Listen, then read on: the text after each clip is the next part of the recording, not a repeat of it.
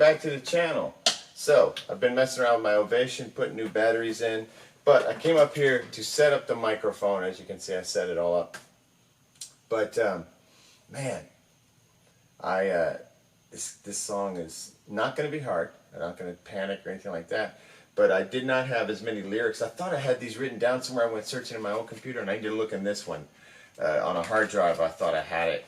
And I thought I'd already written the lyrics, but I had not. And I've written the lyrics to this song like 3 times. Like the first time, I used to write like tons of lyrics. Like all my songs were kind of folky back in those days. And I would write tons of lines of lyrics. Too much, too many. Now maybe I write too few. I don't know. But I don't typically write like ballads. I usually write like songs that have like a feel, like a vibe, a lyrical feel, like a sonic field of themes. It's more themes for me, but on this record I did write some pretty direct stuff about particular things, but I can't say that I follow like the folk tradition where you write tons of lyrics and it's like almost like poetry. Don't do that anymore. I find that with rock music there's a lot of jam up. Who's the greatest at cramming in like the most lines per song is Elvis Costello. Like he can just, and Bob Dylan, both of them can cram in so many words. Bruce Springsteen too. If you listen to Wild Innocent, E Street Shuffle, or the first record, the Asbury Park, Greetings from Asbury Park, that thing is like super wordy, like beatnik poetry wordy. Like every song is just packed with words. It's interesting the way people evolve. Then he evolved into more like symbolic writing, where it's like, he still had lots of words, but like Candy's Rim. Think of the difference between like a song like Candy's Rim and then, something off the first record like Saint in the City or Growing Up. A lot of words. Okay, and to think about Springsteen, I was listening to Springsteen when I wrote this song. I was really heavily into Bruce Springsteen, Bob Dylan, people like that when I was about 22-ish, like when the whole grunge thing was exploding. My interest, even though I liked all that stuff because it felt like it was my people, but I also had interest in like traditional, like normal classic rock that was, normies listened to, and like Bruce Springsteen, who's actually, quite brilliant, but he got really popular, so people start making assumptions about his work and stuff, and it may not appeal to you. He has a certain style that may not appeal, but it's fascinating to watch people evolve and with their words and stuff. A guy like that wrote tons of words down to maybe now he doesn't write as many words. And then Bob Dylan, he wrote a lot of words too, but he's literally the greatest lyric writer that ever was, ever will be. There's no one even close. I mean, it's insane, that guy. All right, so Drugstore Cowboy. All right, so I've got the little intro beginning bit. I've got to figure out, I want to put something in. Oh, let me just start with the beginning of it and just show you what I'm dealing with here. All right, so the first line, it's going to be like, they were living drugstore cowboy lives. They stole just enough to get by. Whoops. So they stole just enough to get by. A hat on the bed is no surprise. A hat on the bed, a head full of lies. Sounds kind of like poetry, like a, what's that guy with the bald head? Great poet. Silverstein. Shel Silverstein.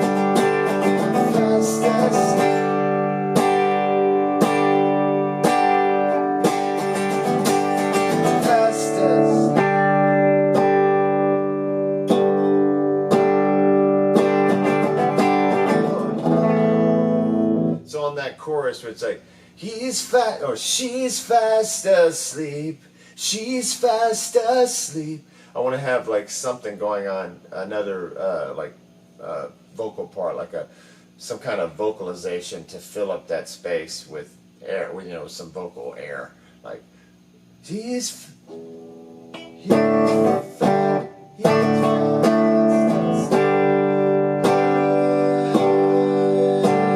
maybe somebody like my voice going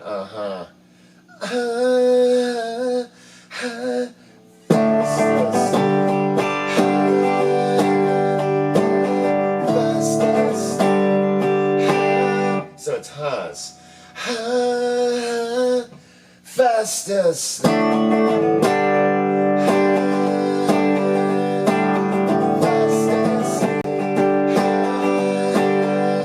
Oh, that's cool. Fast asleep. That's why it's good to make these videos, because I actually got the melody idea right here, and if I hadn't been documenting it, I could have easily forgotten it, when I got home. Because when I get home later, I'll go, what was that thing I came up with? What was that? And if I didn't record it, it's gone.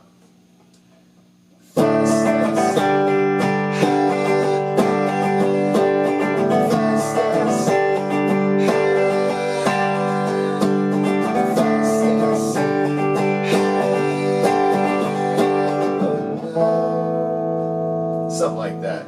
All right, so now we're on to verse 2. That was verse 1. Verse 1 was, they were living drugstore cowboy lives. They stole just enough to get by. A hat on the bed's no surprise. Hat on the bed, head full of lies. Fast asleep. She's fast asleep. That'll be cool. I can have some high ones and some low ones. Like make it sound like a lot of people are singing right there. Okay, then we're gonna go. They were living TV baby lives, because in the film Drugstore Cowboy, Matt Dillon has this whole soliloquy where he talks about the younger generation, the people slightly younger than him, and himself included, but especially people a little younger than him are TV babies, and they grew up on TV, and they're messed up in the head. They they disassociate, or they want something that it's not for them because they're TV babies. All right, so I thought that was a cool line. They were living TV baby lives. They watched just enough to get high. So we don't talk about getting high from the heroin that they're shooting, or the powder dilaudid, or whatever they're doing. They're getting high from the visual imagery. And if you do a lot of drugs and you watch a lot of television, you understand exactly what that's all about. All right, so they were living TV baby lives. They watched just enough to get high. Back to the hat on the bed theme. The hat on the bed, it's no surprise. The hat on the bed, it's fantastic lies. Okay, so the hat on the bed. Oh, sorry. They were. Sorry, I'm distracted, disjointed. They were living TV baby lives. They watched just enough to get high. The hat on the bed is no surprise. Yeah, the hat on the bed tells fantastic lies. I don't know. It's hard to write lyrics, man. Let's hear your lyrics. Just kidding. I know my lyrics suck, but it's hard to write lyrics. Okay, so it's like the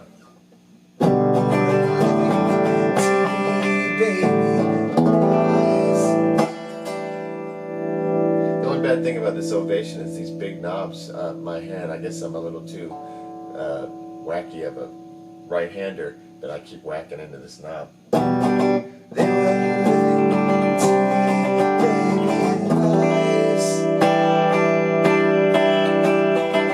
They watched just enough to get by. The hat on the bed, it's no surprise. Yeah, the hat on the bed, fantastic's not going to work. Tells how lies.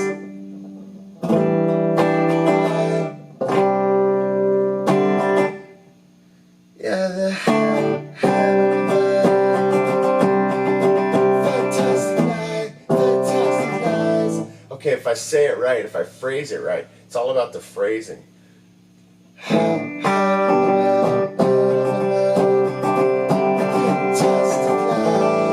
I just start the fantastic a little sooner than the other line. So it's like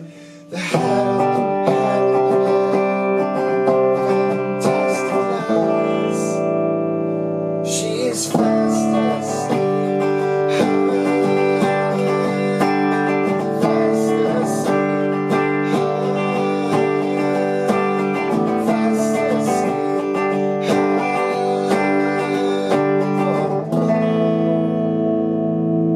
Okay, I haven't even written the next lyrics because I keep getting little hung up here. So let's see if I can, since I came up with that, maybe on camera I can come up with the a finisher, you know. So it's like, she is fat. Oh, wait.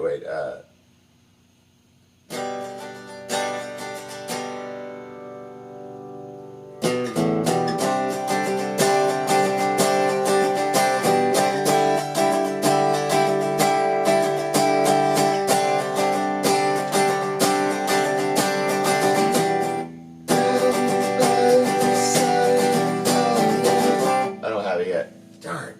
So right here, I'm gonna say, I can hear bask on me. I can hear bask on me, on me.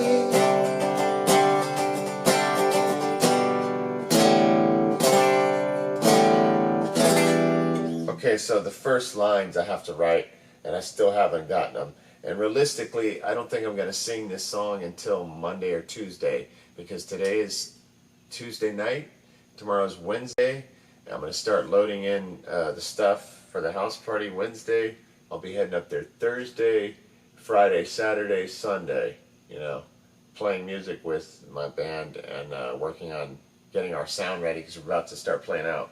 So we're using these house parties as a way to get our gear together, get our heads together, you know, figure out what we're going to play exactly, what kind of set list.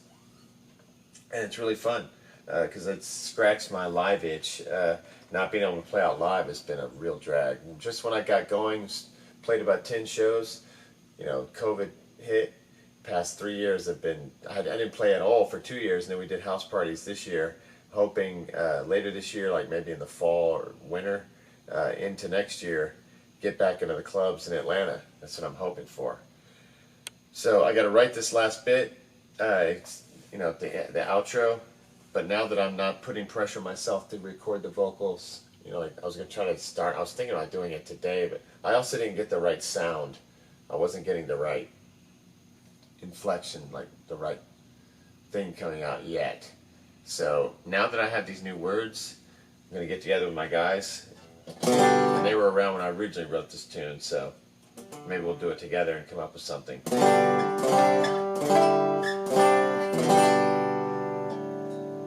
I just got to get that last bit written. I got to get the right, you know, I don't think I want to use that hand on the bed line again because it's all through those verses. Darn. I thought I had that figured out when I was running today. I had the whole thing in my head, and I thought, oh, I got it now. And the other time I get these ideas is if I mow or use any kind of like equipment that just runs, you know, like a motor. That gives me song ideas. Try that sometime if you're looking for inspiration. If you mow your own grass or do the blower or like something noisy. I wear you know, earplugs to take some of that top end off. But while I'm doing it, you know, music comes into my head. I think it's because of the sound. You know, the constant grind creates like a sonic palette that I then. I wrote a bunch of songs. I just remember that. I wrote like 3 songs on my first album, the first Dynamite Chair album, just by mowing the grass, you know. And then these new songs I wrote because the Strat had got me so crazed, my Limbus Strat. That one, I'm just, you know, so into that guitar. And right now I'm just feeling this one too. I got 2, you know, badass axes to take out next time.